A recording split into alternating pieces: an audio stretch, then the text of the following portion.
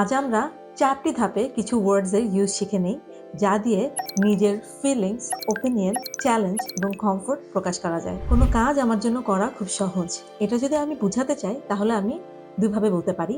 যেমন it's easy for me to solve the problem, অথবা বলতে পারি it's simple for me to solve the problem.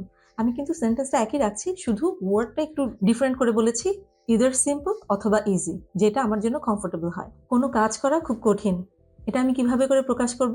এটা আমি বলতে পারি it's difficult for me to finish it. আচ্ছা, যদি আমি ডিফিকাল্ট না বলে অন্য কোনো কিছু বলতে চাই, যেমন এটা আমার জন্য করা একদমই অসম্ভব, তাহলে it's impossible for me to finish it. যদি আমি কোনো আমার ইমোশন বুঝাতে চাই, কোনো কাজ করা যেটা আমি এক্সাইটেড ফিল করছি, এমন যদি কোনো কিছু হয়, যেমন it is exciting for me to watch the movie. এখন আমি বলতে চাচ্ছি যে ওকে ইটস এক্সাইটিং, বাট আমি এটা ফান বুঝাতে চাচ্ছি, তাহলে it's fun for me to watch the movie, or it's scary for me to watch the movie. So মুভির জন্য আমি scary, fun অথবা exciting বিভিন্ন ইমোশন এখানে দিলাম, কিন্তু সেন্টেন্স আমার একই থাকলো। 4 নাম্বার, ওপিনিয়ন। আমি আমার ওপিনিয়ন বুঝাতে চাইলে কিভাবে বলতে পারি?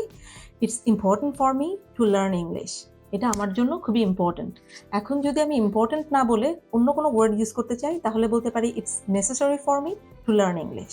অথবা ইম্পর্টেন্ট বা নেসেসারি কোনোটাই বলতে চাচ্ছি না, তাহলে it's useful for me to learn English. তো ডিফারেন্ট ওয়ার্ড ইউজ করে, ওপিনিয়ন, নেসেসারি, ইউজফুল, এই ধরনের ওয়ার্ডস ইউজ করে আমি একই ওপিনিয়ন বিভিন্নভাবে বলতে পারি।